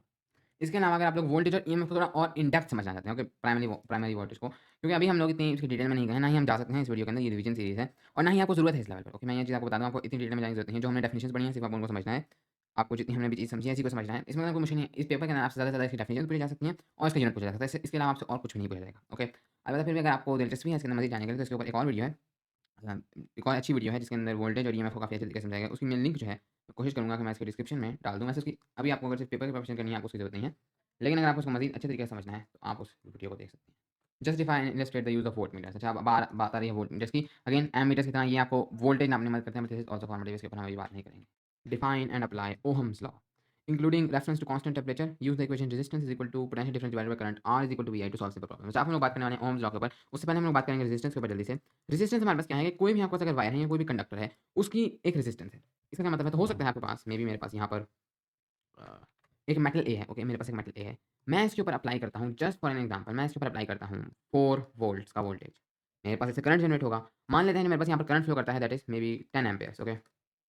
लेकिन मैं एक दूसरा मेटल लेता हूँ, अब मेटल अगेन एक कंडक्टर है, मैं दूसरा मेटल लेता हूँ, मेटल बी। लेकिन मान लेते हैं कि ये जो मेटल है ये इतना अच्छा नहीं है, मतलब एक मेटल तो है लेकिन उतना अच्छा कंडक्टर नहीं है, क्योंकि ये डिपेंड करेगा कि उसके पास फ्री इलेक्ट्रॉन्स कितने ज़्यादा हैं, फ्री इलेक्ट्रॉन्स कितने दूर है न्यूक्लियस से। तो मान लेते हैं इतना अच्छा आपके पास मेटल नहीं है, मेटल बी। बाकी हम लोग अज़्यूम करें हमारे पास टेम्परेचर वगैरह सब कुछ कांस्टेंट है। तो मे बी ये जो है आपके पास मैं इसको जब 4 वोल्ट्स देता हूँ, मैं वोल्ट्स को सेम देता हूँ, लेकिन ये मेरे पास जनरेट करता है 8 एम्पीयर्स ऑफ करंट। मैंने इसको एनर्जी तो सेम दी है, राइट? वोल्ट से किस्म की एनर्जी है, जूल पर कूलम्ब। एनर्जी तो मैं यहाँ पर सेम सप्लाई कर रहा हूँ, लेकिन मेरे पास करंट यहाँ पर कम आ रहा है। मीन्स कुछ एनर्जी मेरे पास यहाँ पर ज़ाया हो रही है। क्यों? क्योंकि ये इतना अच्छी चीज़ नहीं थी मेरे पास इसको लेके जाने के लिए। ऐसी बात है कि अगर आप गाड़ी को चलाएँ रोड के ऊपर या आप गाड़ी को चलाएँ पत्थर, मतलब एक पथरीली जगह पर, तो पथरीली जगह पर गाड़ी को आप सेम पेट्रोल देंगे तो वो स्लो चलेगी, जबकि रोड पर वो सेम पेट्रोल पे तेज़ चलेगी, क्योंकि उसको वहाँ पर वो रोड पर रेजिस्टेंस आपके पास कम है। रेजिस्टेंस का मतलब ये होता है कि रगड़, मतलब रगड़ तो नहीं है, रेजिस्टेंस का मतलब है कि कोई चीज़ आपको कितना रोक रहे हैं, जितना रेजिस्टेंस होता है किसी चीज़ को रोकना। तो रेजिस्टेंस का मतलब है कि आप किसी चीज़ को रोक रहे हैं, ओके? तो यहाँ पर जिसकी रेजिस्टेंस जितनी ज़्यादा है, वो उतना ही ज़्यादा करंट को रोक रहा है। मेटल ए की रेजिस्टेंस कम है, ओके, लो रेजिस्टेंस, ये करंट को उतना नहीं रोक रहा, जबकि इसकी रेजिस्टेंस हाई है कंपेयर टू मेटल ए, ये करंट को थोड़ा रोक रहा है। तो ये है रेजिस्टेंस। अब रेजिस्टेंस को हम लोग नापे किस तरह से? रेजिस्टेंस को कई तरीकों से नापा जा सकता है। तो हम लोगों ने इसको जिस तरीके से नापा है, वो एक बहुत ही सिंपल तरीका है। यहाँ पर अगर मैं देखूँ कि मुझे इस वायर के लिए कितने वोल्ट्स चाहिए 1 एम्पीयर करंट को रन करने के लिए, मैंने एक सेम इधर भी 1 एम्पीयर और इधर भी 1 एम्पीयर, मुझे इधर कितने वोल्ट्स चाहिए और इधर कितने वोल्ट्स चाहिए, तो मैं एक किस्म की रेजिस्टेंस नाप लूँगा। अगर मुझे इधर ज़्यादा वोल्ट चाहिए, क्लियरली इधर ज़्यादा रेजिस्टेंस है। इधर मुझे 1 एम्पीयर को रन करने के लिए, मतलब मैं अगर निकालूँ, तो मैं करूँगा कि 4 वोल्ट्स हैं, 4 वोल्ट्स मिलेंगे तो मुझे मिलेगा तकरीबन 10 एम्पीयर का करंट। तो अगर मैं इसको डिवाइड कर दूँगा 4 डिवाइडेड बाय 10 जो कि आता है तकरीबन 0.4, तो दिस मीन्स 0.4 वोल्ट्स पर एम्पीयर, यानी कि 1 एम्पीयर करंट के लिए मुझे इस वायर में 0.4 वोल्ट चाहिए। जबकि इधर मैं सेम चीज़ करूँ, तो इधर सेम मतलब सेम 1 एम्पीयर करंट के लिए मुझे 0.5 वोल्ट चाहिए। तो क्लियरली इसकी रेजिस्टेंस ज़्यादा है, इसके अंदर मुझे ज़्यादा एनर्जी चाहिए सेम करंट लाने के लिए। वोल्ट्स पर एम्पीयर का दूसरा नाम है ओहम्स, तो मैं कहता हूँ इसकी रेजिस्टेंस है 0.54 ओहम्स, जबकि इसकी रेजिस्टेंस है 0.5 ओहम्स, ओके। तो इस तरीके से हम लोग रेजिस्टेंस बनाते हैं, जो मैं दिखा रहा है। ऑफ कोर्स इसी रेजिस्टेंस को अगर हम लोग नापें तो हमारे पास क्या फॉर्मूला बन जाता है कि हमारे पास रेजिस्टेंस जिस तरीके से हमने बनाई है, मतलब ये हमारा अपना तरीका था, हम खुद से गुजात किया है हमने। हो सकता है कोई और साइंसदान होता, वो कहता कि मैं रेजिस्टेंस इस तरह से नहीं नापा जाता, मैं ऐसे नापा जाता है। लेकिन जो सबसे लॉजिकल तरीका है वो यही है कि हम लोग नाप लेंगे भई इस वायर के अंदर हमें 1 एम्पीयर के लिए कितना वोल्ट चाहिए, तो उस तरीके से हम लोग ऑफ कोर्स अपनी रेजिस्टेंस ऑटोमैटिकली निकालेंगे। यहाँ पर हमारे पास हो जाता है वोल्ट्स डिवाइडेड बाय करंट। ये जो हमारे पास एक किस्म का मतलब एक रूल है, मतलब एक फॉर्मूला हम बना सकते हैं। हालाँकि ये बहुत सिंपल सी चीज़ है कि रेजिस्टेंस के बराबर है। इसको हम लोग कहते हैं ओहम्स लॉ, ओके। इस लॉ को हम लोग कहते हैं ओहम्स लॉ, यानी ओहम ने बुनियादी तौर पर लॉ नहीं दिया, ओहम ने बुनियादी तौर पर हमें तरीका बताया है कि हम लोग रेजिस्टेंस को किस तरह से नापेंगे। उसने इसको तरीका किस तरह से बता दिया। अच्छा, अब ये जो लॉ है इसे तभी अप्लाई हो सकता है अगर हमारे पास वोल्टेज जो है वो डायरेक्टली प्रोपोर्शनल टू करंट हो। ओके, अगर voltage directly proportional to current नहीं, फिर हम ये अप्लाई नहीं कर सकते, क्योंकि अगर voltage directly proportional to current नहीं है, फिर हो सकता है और भी बहुत से फैक्टर्स हो ना, क्योंकि अगर voltage directly proportional to current होगा तभी हम उसको इस तरह से डिवाइड करके पर ला सकते हैं। वरना अगर अगर हम 4 वोल्ट से 10 एम्पीयर लाते हैं तो क्या इसका मतलब है, मतलब अगर हम लोग 2 वोल्ट से 1 एम्पीयर लाते हैं तो क्या इसका मतलब है हम 4 वोल्ट से 2 एम्पीयर लाएँगे? तो इस ऐसा तभी होगा जब हम वोल्टेज को डायरेक्टली प्रोपोर्शनल करें करंट के। जब वोल्टेज डायरेक्टली प्रोपोर्शनल करंट होगा तब इस तरह की बात बनेगी, और फिर उसी केस में हम लोग इस तरह से इसको डिवाइड करके पर वाला ला सकेंगे। तो ये वाला जो रूल है तभी अप्लाई होगा when voltage is directly proportional. हाँ, इसके साथ हमें ये भी देखना पड़ेगा कि टेम्परेचर इज़ कांस्टेंट, क्योंकि टेम्परेचर का भी इफेक्ट है रेजिस्टेंस के ऊपर, जो हम भी देखेंगे। तो टेम्परेचर रेजिस्टेंस जो है, हम जितना टेम्परेचर बढ़ाते जाते हैं उतनी हमारे पास रेजिस्टेंस बढ़ती जाती है। क्यों? क्योंकि जब हम टेम्परेचर बढ़ाते हैं, रेजिस्टेंस हमारे पास आ रही है एटम्स की वजह से। जो एटम्स हैं वो फ्री इलेक्ट्रॉन्स को मूव नहीं करने दे रहे हैं, मतलब वो मूव कर जाते हैं लेकिन एटम थोड़ा-सा उन पे ज़ोर लगाते हैं, जिसमें थोड़ी एनर्जी ज़ाया हो जाती है। तो जितना एटम ज़्यादा ज़ोर लगाएँगे उतनी रेजिस्टेंस ज़्यादा है। अब अगर आप टेम्परेचर बढ़ा देते हैं तो एटम्स के अंदर ताकत ज़्यादा आ जाती है। ओके? एटम जो है वो वाइब्रेट करना शुरू कर देते हैं। उनके पास एक किस्म की एनर्जी ज़्यादा आ गई है, तो अब वो फ्री इलेक्ट्रॉन्स को उतनी आसानी से मूव नहीं करने देते। तो इस वजह से जितना आप टेम्परेचर बढ़ाते हैं उतनी आपकी रेजिस्टेंस भी जो है वो बढ़ जाती है। तो इस वजह से टेम्परेचर को हमें कांस्टेंट रखना है दोनों तरफ। तो फिर आप लोगों के पास ये रूल अप्लाई होता है। इसको अगर आप डिराइव करना चाहते हैं तो इसको डिराइव किया जाएगा, इधर से शुरू है, आपने क्या दिया कि भई इधर हमें कांस्टेंट ले आते हैं, इस तरीके से। जैसे आपके पास आर हो गया है वी डिवाइड बाय, इसको हमें उल्टा नहीं शुरू करना। ये चीज़ भी ट्रू है, करंट भी आपके पास प्रोपोर्शनल है वोल्टेज के, लेकिन अगर आप इधर से करेंगे तो फिर आपके पास एक जो कांस्टेंट आएगा, यानी प्रोपोर्शनैलिटी को खत्म करके ये कांस्टेंट कंप्लीटली डिफरेंट चीज़ है, आई डिवाइड बाय वी हो जाएगा। ये इसका उल्टा है, ओके। रेजिस्टेंस का उल्टा है, जिसे हम लोग कहते हैं कंडक्टिविटी। तो ये रेजिस्टेंस है, ये कंडक्टिविटी है। इसका मतलब है वो कितना कंडक्ट करेगा। बुनियादी तौर पर बस उसकी उल्टी चीज़ है। यहाँ पर हम लोग के पास जितनी ज़्यादा रेजिस्टेंस होगी करंट उतनी मुश्किल से फ्लो होगा, यहाँ पर जितनी ज़्यादा कंडक्टिविटी होगी करंट उतनी आसानी से फ्लो होगा, मतलब इसकी हमको जरूरत नहीं है। तो हमने जब इसको ड्राइव करना है, हमने वोल्टेज डायरेक्ट प्रोपोर्शनल करंट करना है, इतना नहीं करना, वरना आप कंडक्टिविटी तक पहुँच जाएंगे, जो कि बुनियादी तौर पर है बस इसी का उलट, ओके। तो anyways this is Ohm's law. इसको हम लोग अप्लाई भी करेंगे, लेकिन कांस्टेंट टेम्परेचर का आपको पता होना चाहिए। इसके अलावा आपके पास ये इसकी इक्वेशन है, पोटेंशियल डिफरेंस यानी वोल्टेज, और इससे आप सिंपल प्रॉब्लम्स को सॉल्व करेंगे। अच्छा, वैसे इसके अंदर एक और रेफरेंस बुक से दिया जाता है, वो आपको होता है ohmic and non ohmic devices का, ओके। उसके अंदर आपके पास ये होता है कि जो ओम्स लॉ है, ये मैंने आपको बता दिया सिर्फ तभी अप्लाई होगा जब voltage is directly proportional to current. ये हर जगह पर नहीं होता, कई ऐसी चीज़ें हैं जिनके अंदर मतलब चेंज हो जाता है, यानी कि इसके साथ आपके पास ये कंडीशन भी है ओम्स लॉ के अंदर। ओम्स लॉ के अंदर एक कंडीशन ये है, इसके साथ एक और कंडीशन ये है कि आपके पास टेम्परेचर कांस्टेंट हो। अक्सर ऐसे डिवाइसेस हैं जिनके अंदर विद टाइम टेम्परेचर कांस्टेंट नहीं रहता, जैसे कि फिलामेंट बल्ब था पुराने ज़माने में, उसमें आहिस्ता-आहिस्ता टेम्परेचर इंक्रीज़ करता था। लेकिन इस तरीके से आप लोग क्लासिफाई करते हैं, कुछ होती हैं ओमिक डिवाइसेस जिन पर ओम्स लॉ अप्लाई होता है। उनके अंदर आपके पास बुनियादी तौर पर वोल्टेज होता है directly proportional to current. Okay, जो आपके पास वोल्टेज है that is directly proportional to current, उनको आप लोग कहते हैं ओमिक डिवाइसेस, यानी आपके पास एक स्ट्रेट लाइन है वोल्टेज और करंट का ग्राफ। उनके अंदर आपके पास रेजिस्टेंस कांस्टेंट होती है। ओके, लेकिन यहाँ पर कुछ कुछ डिवाइसेस होती हैं आपके पास नॉन ओमिक डिवाइसेस, उनके अंदर बुनियादी तौर पर ये कंडीशन अप्लाई नहीं होती क्योंकि उनके अंदर टेम्परेचर कांस्टेंट नहीं रहता, तो ये चीज़ अप्लाई नहीं होती नॉन ओमिक, क्योंकि ये चीज़ अप्लाई तब होती है जब टेम्परेचर कांस्टेंट हो। नॉन ओमिक डिवाइसेस उनके अंदर फिर आप लोग ओम्स लॉ को यूज़ नहीं कर सकते, बस एक सिंपल सा डिस्टिंक्शन है। ओमिक डिवाइसेस वो हैं जिनमें ओम्स लॉ अप्लाई होते हैं, नॉन ओमिक वो हैं जिनके अंदर ओम्स लॉ अप्लाई नहीं होता, क्योंकि उनके अंदर आपके पास ये कंडीशन फुलफिल नहीं होती कि voltage is directly proportional to current, क्योंकि उनके अंदर आपका टेम्परेचर चेंज होता है या और भी कुछ कंडीशन हो सकती हैं। Describe the effect of temperature increase on the resistance of a resistor such as a filament in a filament lamp. अब ये वही बात है जो हमने ऑलरेडी देख ली कि आपके पास टेम्परेचर इंक्रीज का क्या इफेक्ट होगा एक रेजिस्टेंस ऑफ अ रेजिस्टर पर, वो रेजिस्टेंस इंक्रीज कर जाएगी। जिसकी एग्जांपल है filament in a filament lamp. और फिलामेंट बल्ब में क्या होता था, आपके पास एक बल्ब है और उसके अंदर आपके पास इस तरीके से एक फिलामेंट मौजूद है, फिलामेंट यानी एक तार मौजूद है। जैसे ही आपके पास करंट गुजरता था, तो वो तार काफ़ी ज़्यादा गर्म हो जाती थी, क्योंकि ये जो तार होती थी इसकी रेजिस्टेंस होती थी काफ़ी ज़्यादा, तो वो ज़्यादा ज़्यादा हीट जो है वो वेस्ट होती थी, और यहाँ पर ये वाली जो एनर्जी वेस्ट होती थी, ये वाली जगह आपके पास काफ़ी गर्म हो जाती थी, आपके पास लाइट प्रोड्यूस होती थी। ओके, अब होता यहाँ पर ये है कि जैसे ही मसलन इसके एग्जाम्पल यहाँ पर जब आपके पास फिलामेंट है, तो जैसे-जैसे आपके पास मज़ीद करंट फ्लो करता जाता है, ये मज़ीद गर्म होती जाती है। ओके, ये जगह गर्म होती जाएगी, गर्म होती जाएगी, गर्म होती जाएगी, इसका टेम्परेचर इंक्रीज़ करता जाएगा, ये जो फिलामेंट है इसका। जैसे-जैसे इसका टेम्परेचर इंक्रीज़ करता जाएगा, इसकी रेजिस्टेंस भी बढ़ती जाएगी, because temperature is directly proportional to resistance. Okay, temperature जितना बढ़ेगा उतनी रेजिस्टेंस भी बढ़ेगी। यहाँ पर इसकी रेजिस्टेंस भी बढ़ती जाएगी। जैसे-जैसे इसकी रेजिस्टेंस बढ़ती जाएगी, ऑटोमैटिकली आपके पास जो वोल्टेज है, ये आपके पास ये कंडीशन मज़ीद अप्लाई नहीं होगी, क्योंकि ये सिर्फ़ तब अप्लाई होती है जब आपके पास जो आपके पास टेम्परेचर कांस्टेंट है। जब आपके पास टेम्परेचर ही कांस्टेंट नहीं रहा, टेम्परेचर ही बढ़ना शुरू हो गया, तो रेजिस्टेंस यहाँ पर बढ़ना शुरू हो जाएगी। ऑटोमैटिकली वोल्टेज आपको डायरेक्टली प्रोपोर्शनल करंट नहीं लगेगा, क्योंकि करंट आपके पास रेजिस्टेंस पे भी डिपेंड करता है। वोल्टेज तो सेम है, लेकिन चूँकि आपके पास टेम्परेचर बढ़ा है, तो करंट कम होना शुरू हो जाएगा। तो इस वजह से ये वाली कंडीशन आपके पास सेम नहीं रहेगी। इसी वजह से आपके पास फिलामेंट जो है, this is a non ohmic device, क्योंकि इसके अंदर आपके पास टेम्परेचर कांस्टेंट नहीं है। ओह्म लॉ से तब अप्लाई होता है जब आपके पास टेम्परेचर कांस्टेंट हो।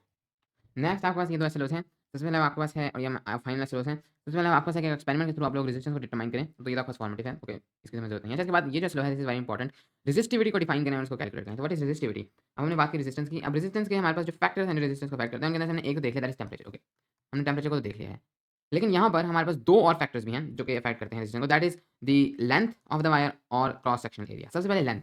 अब लेंथ का भी रेजिस्टेंस पर आपके पास असर है। लेंथ का रेजिस्टेंस पे ये असर है कि आपके पास एक वायर है और इसकी लेंथ हम लोग बढ़ा देते हैं, और आपके पास यही सेम वायर है, इसी मटेरियल की, मे बी ये सिल्वर की वायर है, लेकिन अब ये इसकी लेंथ छोटी है, तो किसकी रेजिस्टेंस ज़्यादा होगी? तो क्लियरली इसकी रेजिस्टेंस आपके पास ज़्यादा होगी, क्योंकि ये आपके पास जगह लंबी हो गई है। अब यहाँ पर जगह लंबी हो गई, तो करंट के लिए फ्लो करना मज़ीद मुश्किल हो गया, क्योंकि एटम ज़्यादा हैं, फ्लो करना और मुश्किल हो गया है। अगर आपको अगर इसकी रेजिस्टेंस थी 2 ओहम्स, तो मे बी इसकी रेजिस्टेंस है आपके पास 5 ओहम्स, क्योंकि रेजिस्टेंस तो आपको ओवरऑल जो कि वायर है इस पे मेजर कर रही है।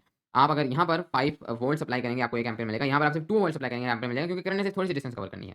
इसी तरीके से आप तो फिर आप लोग कहते हैं कि resistance is directly proportional to the length. Okay, उसके साथ बढ़ती है। इसके अलावा आपके पास cross sectional area. Cross sectional area का ये मतलब है कि अगर आपके पास वायर है, आपके पास सर्कुलर होती है, तो आप अगर उस वायर को इस तरीके से खोल दें, यानी ये वायर है, इसको आप सामने से देखें, तो ये पीछे पीछे वायर जा रही है, इसको अगर सामने से देखें, इस एरिया को हम लोग क्रॉस सेक्शनल एरिया कहते हैं। यानी वायर कितनी मोटी है, क्रॉस सेक्शनल एरिया जितना कम है, वायर उतनी पतली होगी, जितना ज़्यादा होगा उतनी वायर मोटी होगी। इसके साथ रेजिस्टेंस का इनवर्स रिलेशन है, जितना आपके पास क्रॉस सेक्शनल एरिया ज़्यादा होगा, यानी वायर जितनी थिकर होगी, उतनी रेजिस्टेंस आपके पास कम होगी। इसका क्या रीज़न है? तो ऑटोमैटिकली जब आपके पास वायर थिकर होगी, ओके, आपके पास वायर थिकर होगी, तो वो जो स्पेसेस हैं जहाँ से इलेक्ट्रॉन्स ने गुजरना है, फ्री इलेक्ट्रॉन्स ने, या वो बुनियादी तौर पर आपके पास जो गैप्स हैं जहाँ से इलेक्ट्रॉन्स जंप करना है, वो ऑटोमैटिकली ज़्यादा हो जाती हैं। ओके, तो इस तरीके से अगर रेजिस्टेंस कम हो जाती है, क्योंकि आपके पास जगह ज़्यादा है गुजरने के लिए, तो रेजिस्टेंस आपके पास कम हो जाएगी। मसलन ये आप सोच रहे होंगे कि इसके बढ़ने से रेजिस्टेंस कैसे ज़्यादा हो गई है, मतलब इसके बढ़ने से रेजिस्टेंस कैसे कम हो गई है? एटम्स तो ज़्यादा हो गए, एटम्स तो ज़्यादा हो गए हैं, लेकिन आपके पास गैप्स बढ़ गई हैं। ओके, तो फॉर एग्जांपल आपके पास हैं 2 बंदे, अगर ये खड़े हैं तो इनके दरमियान गैप है 1, लेकिन अगर आप बंदे कर देंगे 3, तो आपके पास गैप्स हो जाएंगी 2। ओके, तो जितना आप बंदे बढ़ाने हैं, आपके पास गैप्स बढ़ेंगे। जब हमने वायर को लंबा किया था, तो कोई गैप्स नहीं बढ़ी थी। गैप्स उतनी रहनी है, गैप तो डिपेंड करेंगे एरिया पर। एरिया आप सेम रख रहे हैं, लेकिन वायर को लंबा कर रहे हैं, उससे एटम सिंपली बढ़ते जा रहे हैं, गैप्स उतनी ही रहनी है। लेकिन यहाँ पर आपके पास गैप्स बढ़ी हैं, तो यहाँ पर 2 रिलेशन हैं कि रेजिस्टेंस आपके पास कम होगी जितनी आपके पास वायर थिकर होगी, और रेजिस्टेंस आपके पास ज़्यादा होगी जितनी आपके पास वायर लंबी होगी। तो क्यों ना हम लोग एक ऐसी चीज़ बनाएँ जिसको हम लोग एक्चुअली में कहते हैं स्पेशल रेजिस्टेंस। हमने स्पेसिफिक हीट के बारे में, मतलब स्पेशल नहीं, स्पेसिफिक स्पेसिफिक रेजिस्टेंस, हमने इसी फिजिक्स के कोर्स में हमने पढ़ा था स्पेसिफिक हीट के बारे में, स्पेसिफिक हीट कैपेसिटी के बारे में। वो हमारे पास क्या चीज़ थी? स्पेसिफिक हीट कैपेसिटी हमारे पास बहुत ही सिंपल थी कि हमारे पास जो हीट कैपेसिटी है किसी भी ऑब्जेक्ट की, उसको हम लोगों ने स्पेसिफिक कर दिया था। उसको हम लोगों ने 1 केजी या 1 केल्विन के लिए अप्लाई कर दिया था। यहाँ पर भी हम लोग इसको यूनिट के लिए अप्लाई करेंगे। स्पेसिफिक रेजिस्टेंस को हम लोग कहते हैं रेजिस्टिविटी। इसका दूसरा नाम है रेजिस्टिविटी।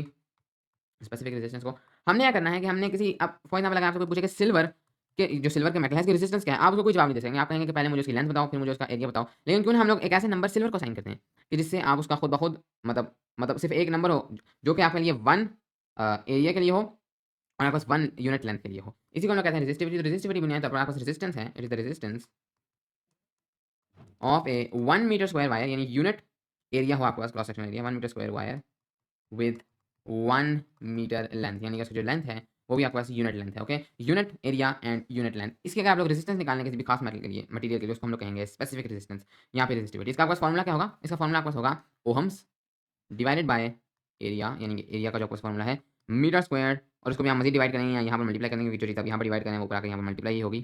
तो मीटर स्क्वायर, उसके साथ साथ आपके पास लेंथ का जो यूनिट है मीटर्स, बल्कि नहीं ऊपर आएगा मीटर्स, क्योंकि आप लोग यहाँ पर जा रहे हैं आप लोगों ने कहना है कि ये मेरी रेजिस्टेंस है, ये मेरी रेजिस्टेंस है।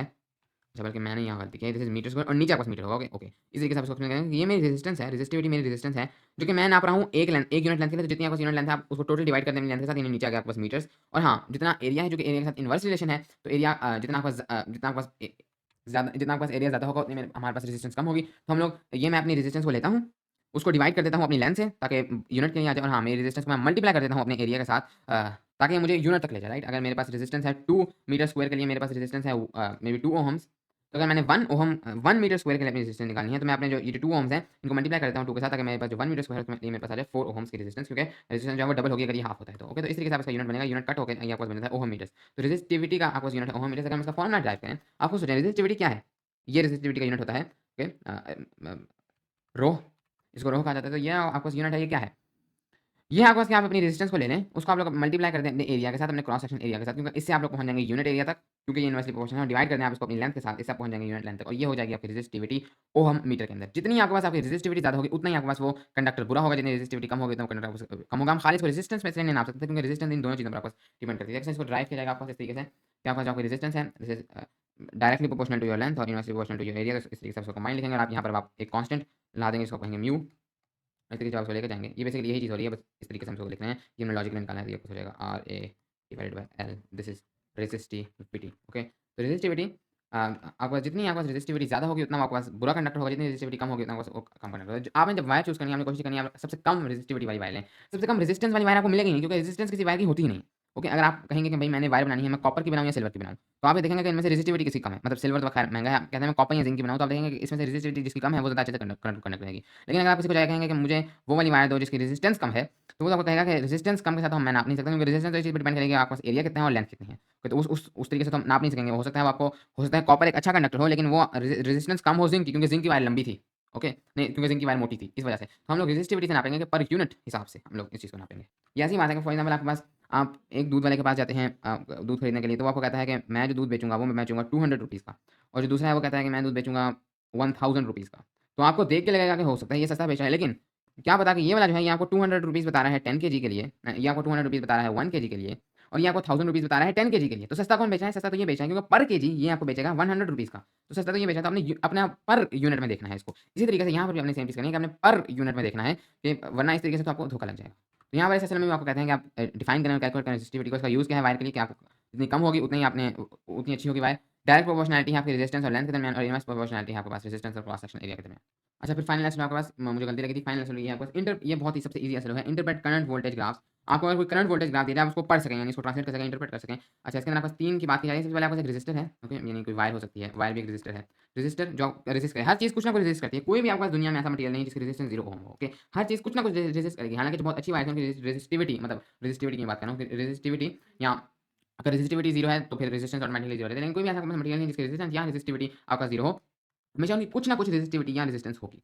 ओके, तो आपका जो रेजिस्टर है, एक ऐसा रेजिस्टर आपने यहाँ पर लेना है, रेजिस्टर आपने यहाँ पर लेना है जो रेजिस्ट करता है करंट को। लेकिन this is the ohmic. Okay, यहाँ पर आपको कहते हैं this is an ohmic device. आपको कहते हैं रेजिस्टर ऑफ कांस्टेंट रेजिस्टेंस, यानी इसकी रेजिस्टेंस कांस्टेंट है, यानी कि ये ओमिक डिवाइस है। ओमिक डिवाइस में आपका टेंपरेचर कांस्टेंट है, टेंपरेचर कांस्टेंट है तो रेजिस्टेंस कांस्टेंट है, मतलब ये आपके पास।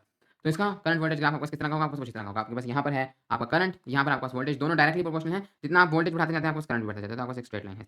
ये बहुत सिंपल है। अगर आपको एक ग्राफ दिया जाए, बहुत सिंपली बता सकेंगे कि भाई इसका मतलब है कि ये एक रेजिस्टर है जो ओमिक है, इसकी एक स्ट्रेट लाइन बन रही है, तो voltage is directly proportional to current, Ohm's law apply होगा, इसकी रेजिस्टेंस आपके पास कांस्टेंट है। लेकिन इसके बाद आपके पास एक दूसरी टाइप है, that is of the filament bulb. जैसे हमने फिलामेंट बल्ब को देखा, वो आपके पास जो है वो नॉन ओमिक डिवाइस है। इसके अंदर इसका रीजन ये है कि इसके अंदर टेंपरेचर आपको कांस्टेंट नहीं रहता। ओके, टेंपरेचर आपको चेंज रहता है, वो खराबी करता है। तो आपको अगर इधर वोल्टेज है और इधर आप करंट लेते हैं और इधर आप वोल्टेज लेते हैं, और ये इसी तरीके से आपने पैटर्न बनाना है, उल्टा नहीं करना आपने क्योंकि स्टैंडर्ड है। आप हमेशा एक्स एक्सिस के ऊपर इंडिपेंडेंट चीज़ लेते हैं और वाई एक्सिस पर डिपेंडेंट। वोल्टेज आपके पास इंडिपेंडेंट है, वोल्टेज को आप चेंज करेंगे, करंट को आप चेंज नहीं कर सकते। आप वोल्टेज को चेंज करेंगे उससे करंट चेंज होगा। लेकिन इसका आपके पास किस तरह से होगा, शुरू में तो ये थोड़ा स्ट्रेट था, यानी शुरू में आपके पास वायर जो है वो कूल थी, तो आपके पास जो है वो रेजिस्टेंस कम थी। लेकिन जैसे-जैसे करंट बढ़ना शुरू हुआ तो वायर ही गर्म होना शुरू हो गई, आपके पास रेजिस्टेंस बढ़ गई, रेजिस्टेंस कांस्टेंट नहीं रही, टेंपरेचर कांस्टेंट नहीं रहा, तो आपके पास करंट कम हो जाएगा जबकि वोल्टेज तो वही है। तो ऑटोमैटिकली आपके पास जो ग्राफ है वो कर्व करना शुरू करेगा और एक्चुअली में कर्व करेगा इस तरह से, यानी कि आपको थोड़ा-सा कम होगा। आप उसका स्लोप थोड़ा-सा कम होगा, इस तरह से नहीं कर्व करेगा, इस तरह से कर्व नहीं करेगा बल्कि इस तरह से कर्व करेगा, ओके? तो थोड़ा इस तरह से आपको ये ग्राफ जो आगे जाके कर्व आ जाएगा, ये आपके पास एग्ज़ैक्ट नहीं रहेगा। ये खास तौर पे फिलामेंट बल्ब के लिए है। ओके, इस तरह का ग्राफ, तो इसको भी आप इंटरप्रेट कर सकते हैं क्योंकि आप इसको इंटरप्रेट करके बताएँगे कि भाई इसकी आहिस्ता-आहिस्ता जो वोल्टेज और करंट की रिलेशन थी वो प्रोपोर्शनल नहीं रही है क्योंकि इसकी जो रेजिस्टेंस है वो आहिस्ता-आहिस्ता बढ़ रही है। ओके, तो करंट आपके पास कम होना शुरू हो गया है compare to voltage. Voltage voltage यहाँ से आपने यहाँ पर अगर 4 था और यहाँ पर अगर 8 था तो आपने वोल्टेज यहाँ पर डबल किया है, लेकिन करंट में भी यहाँ पर 4 था। मतलब करंट इसी के मुताबिक यहाँ पर आपके पास में भी करंट 5 था, लेकिन यहाँ पर आपके पास 10 नहीं हुआ, ओके, यहाँ आप देख भी सकते हैं, मे बी 7 हुआ है। क्यों? क्योंकि रेजिस्टेंस बढ़ गई तो उसकी वजह से करंट को ऑटोमैटिकली कम होना पड़ा। तो आपको चीज़ प्रोपोर्शनल नहीं रही है। ये हो गया आपका फिलामेंट वर्क के लिए। आखिर में थोड़ी-सी एक मुश्किल चीज़ है जो आपको ज़्यादा समझ आएगी नेक्स्ट चैप्टर से। अभी हम सिर्फ इसका ग्राफ देख रहे हैं। दिस इज़ अ डायोड, इसको हम डिटेल में बात करेंगे नेक्स्ट चैप्टर में। लेकिन आपको इस तरीके से ये आपके पास इसका ग्राफ बनता है। दोनों तरफ आप लोग जाते हैं क्योंकि इसका जब हम लोग वोल्टेज उल्टा करते हैं उसका भी कोई असर पड़ता है। इधर तो आपको अगर जो वोल्टेज उल्टा करते हैं तो करंट भी उल्टा हो जाएगा, ठीक है? अगर आप वोल्टेज उल्टा करेंगे, वोल्टेज उल्टा करने का मतलब है आप लोग पॉजिटिव नेगेटिव को स्वैप कर देते हैं, करंट भी आपको उल्टी डायरेक्शन में चल पड़ेगा। तो ये तो इस तरह से है। इस तरीके से ये भी आपको इस तरह से, ओके? यानी ये आपको इधर जाएगा, इधर सिमेट्रिकल इस तरह से हो जाएगा। मतलब इसके अंदर कोई आपको इतनी मुश्किल चीज़ नहीं है। लेकिन इधर आपके पास डायोड में काफ़ी इंटरेस्टिंग चीज़ है और इसका रीज़न आपको बाद में समझ आएगा। अभी हम सिर्फ देख लेते हैं इसका मतलब क्या है इस करंट ग्राफ का। सबसे पहले डायोड का जब आप वोल्टेज बढ़ाएँगे तो थोड़ी देर तक करंट नहीं बढ़ेगा। डायोड भी एक नॉन ओहमिक डिवाइस है, ओके? इसकी एक स्ट्रेट लाइन नहीं है आपके पास। शुरू में तो आपके पास करंट बिल्कुल भी नहीं बढ़ेगा, ओके? आप वोल्टेज बढ़ा रहे हैं, करंट 0 है। हालाँकि बड़ी अजीब बात है कि वोल्टेज बढ़ने से करंट क्यों 0 है, इसका एक रीज़न है जो हम आगे अगले चैप्टर में देखेंगे। लेकिन एकदम फिर आपके पास करंट शूट अप होता है, ओके? फिर एकदम आपके पास करंट शूट अप होता है इस तरीके से। ये तो आपके पास इधर, लेकिन उल्टा अगर हम जाएँ तो उससे भी बड़ी अजीब चीज़ होती है। उल्टा जाए तो काफ़ी देर तक कोई करंट फ्लो नहीं करेगा, लेकिन अगर हम बहुत पीछे चले जाएँ तो आपके पास फिर से करंट नीचे की तरफ शूट अप कर जाएगा, यानी उल्टी तरफ चलना शुरू हो जाएगा। जब हम नेक्स्ट चैप्टर में चलेंगे तो हमें इसके साथ अच्छे से समझ आएगी, बट इसका करंट वोल्टेज ग्राफ आपको इस तरह से। एनीवेज़ इसके साथ ही हमारे इस चैप्टर के स्लोस कंप्लीट हो गए। काफ़ी ईज़ी चैप्टर है, आपको हो सकता है मुश्किल लगे, लेकिन अगर आप इसको कंसेप्चुअली बार-बार देखेंगे इस वीडियो को तो आपको ईज़िली समझ आ जाएगा।